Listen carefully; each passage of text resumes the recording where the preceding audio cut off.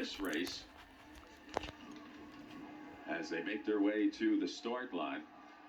Your top seed, Rory Lieberman of Danville area, a third-place finisher and bronze medalist yesterday, the 1600. His time was 4:15.65. He is a senior, and his qualifying time for today was a 9:12.88. Logan Strasser is back for more. He was on the track yesterday with that 1600-meter race, finishing second with a time of 4:13.95 for East Juniata. And his qualifying time for the big race, 9:15.84. And your third top seed is Michael Braun of Freeport area. He's only a sophomore, qualifying time of 9:23.64. So there you have your top three among the top 8 qualifiers ready to have at it here. We've got a lot of runners who raced yesterday. Thomas Smigos, yesterday's champion in that 1600. Yes, he is there. He is the 11th seed today after finishing first yesterday with a 4:13.05 for Palisades in his senior year. A lot of energy at the start line, a little bit of rocket, a little bit of jumping. Some guys chilling. You know, a lot of different approaches to the moments before that gunshot fires.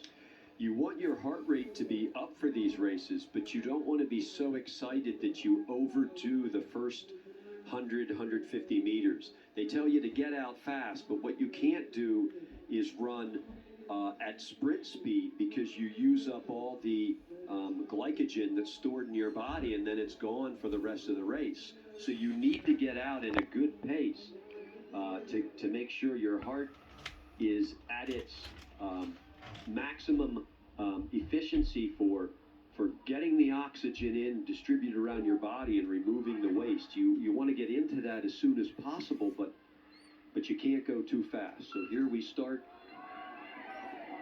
And they're off. Two alleyways. You must stay in your alleyway for the first 100 meters. You'll have some athletes immediately go to the back, but the leaders always try to get out of traffic, because this is a really big field.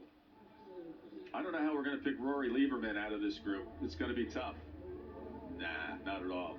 He's the guy with the flowing mane right behind him, and he's easily spotted even by the uniform colors, so we'll be able to keep track of him throughout the event. Look at the third seed, not happy with the traffic in front of him at the start. Michael Braun taking the bull by the horns for Freeport area and making a wide swath out of it while the road is straight, which makes sense, and then he pops into a closer position to the arc, coming around turns 3 and 4.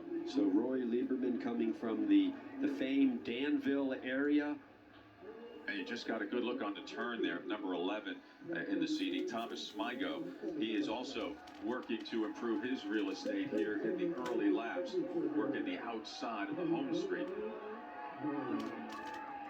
Lieberman holding court at the front, and not far behind him, number 6, Kevin Sherry of Countersport, the number 6 seed. He's a junior.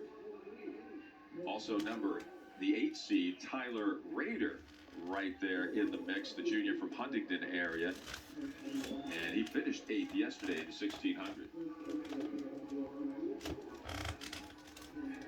So the athletes have settled into a pace right now, and I would say, I don't want to say it's a comfortable pace, because we can't tell how fast they're moving right now. It really is deceiving when you look head on. But when you look at the stride and you see how much each stride is covering, and you can get a great indication with the back kick how high that heel comes up, and when that heel comes up to the bottom of the buttocks and you can see how wide that stride is, you really know how fast these runners are actually running.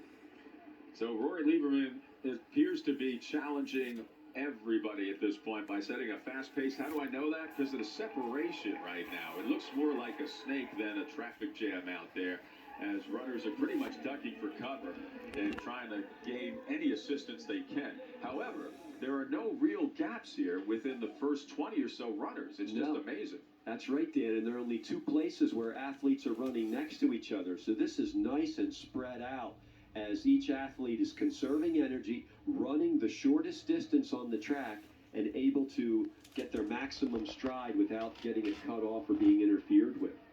I would think that anybody who can see the main of Rory Lieberman in the turns is probably too far behind right now. Even though they're connected, there's still a lot of real estate between them and him. These side-on shots are really nice to see how level the runners are running. That's a great thing to teach younger runners, that distance racing is about propelling yourself laterally or linearly across the track and not bouncing up and down. That's all wasted motion. Same thing with sprinters, but they're taking more steps in a second. Looking animated coming out of turn 4 and heading into the home straight was the 23rd seed, Caleb Predeman. Predeman finished 6th yesterday in the 1600, had a great day with a 4:19.63, picked up a medal for that effort out of Franklin area. He's only a junior and racing against a ton of seniors out there today. So here we're now in our third lap, and do you see how it's bunched up again? So athletes are now moving up and running 2 abroad or 3 abroad to try to get in what we would call a striking distance to the leaders. So lap 2 was about settling into pace, and now people are making decisions about jockeying for positions in the race. Moving up right behind the leaders there, it looked like number 13th seed Sean Aiken, who finished 5th yesterday with a 4:18.57 for Eden Christian. The senior has been doing well. He qualified for today's event with a 9:38.39, good enough for the top 13 in qualifying. So Rory Lieberman has been leading from the start, and he is a front runner. He likes to be in control. He likes to know how other people are responding to him. Sean Aiken, who was in this race, was the champion a year ago for Eden Christian out of District 7. He's committed to Liberty University, and his time last year was a 9:13.47. He came in as the top seed a year ago. Now pretty much has to earn it this year, earn it back, as he's the 13th seed for this year's contest, clocking a 9:38.39 to qualify. And we see Caleb Predeman from Franklin area running right behind him, so that's a nice challenge to his time. Now we see the second seed making a move here, Rick. Logan Strasser. He took 2nd yesterday. You know, when you have that second highest level of the awards platform to yourself, you really are not thinking about that so much as the one above. And he'd like to have a pair of medals to take home with him of the precious medals kind for East Juniata. He's a senior this year, clocking at 9:15.84 to qualify 2nd. And now we have a move into 3rd place, and we're going to see here at 5 laps at 2,000 meters, I bet you're going to see the pace starting to press. And indeed, it seems to be happening. We do have a gap, as you see, between 8th and the rest. So all the medals are up the road from the field, and they can see that plain as day here on the turns where they can do a little head count. So a big effort to try to pull that back together, and one guy is trying to make that bridge. It's one of those now or never moments, and you kind of risk putting the needle in the red a little too far and maybe not being able to recover to finish strongly. But you can't let that much talent go off the road uncontested for all the medal spots. And now the 8 becomes 6. Coming out of turn 4, about 7 minutes into the contest. 6 runners and now 5 runners, keeping the pace, the hellacious pace set by Rory Lieberman of Danville area. Looks like Jackson Schrodel from Mohawk is in there. He has number 4 on. Lieberman just relentless, and now it looks like it's getting whittled down even further. This has been the deciding lap of the race so far. 3 to go into 2 to go, and Lieberman has really just been firing up on all jets. Nobody has really challenged him for the lead from the very early part of this contest. And you can see he's dropped his chin a little, so he's gone from more of a settling in pace to a more pressing hard pace. Bridging up, Jackson Shadle the fourth seed out of Mohawk. Haven't mentioned him yet, but the sophomore is in the top three out of District 7. His qualifying time was a 9:24.87. Look out for number 722, the fourth seed, Jackson Shadle. And now it's 1 and 2. Look at that stride. Just opened up. You can see there's a much different cadence here, much different force effort coming from each of these strides. Look at the... Gotta love it as the cream rises to the top, Rick. 1 lap to go as they roar around turns 1 and 2. Logan Strasser has something to say about this, and he is hanging in tough.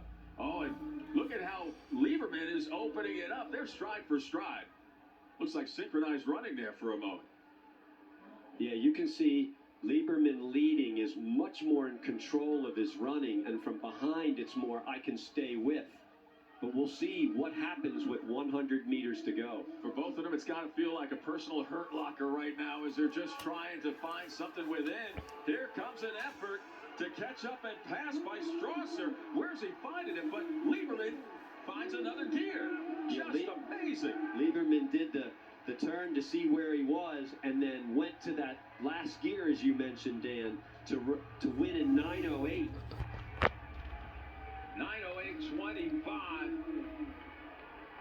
And that was a phenomenal race by that young man there, Rory Lieberman, just setting the pace the whole way, fast enough so nobody could capture or pass, and relatively easy enough for him to have a very strong finish at the end, and he needed every bit of that energy as Logan Strasser pushed him all the way down the home straight to the finish line. A battle between two stellar seniors. Outstanding action here today. So the 3,200 meter races are in the books as we continue to monitor the recovery efforts here of your champion. And there he is, the well-made Rory Lieberman, your 3,200 champion, and takes home a bronze medal for yesterday's effort in the 1,600 as well for Danville area. And let's take a look at how the race was won. Lieberman getting out in front. And leading the entire race, Dan. And everybody expecting that. Nobody really wanting to burn up all their jet fuel just to get a few moments of time on PCS Championship Central. We tried to share the wealth as best we could, but it was Lieberman really from the whistle to the gun. Setting the pace, and all the other athletes seeming to respond to what he was doing. And here, that was the surge with 1 lap to go, 400 meters. But even with 50 meters to go, he, as you mentioned, Dan, there was another gear that he hadn't shown. Just incredible sprint speed to finish.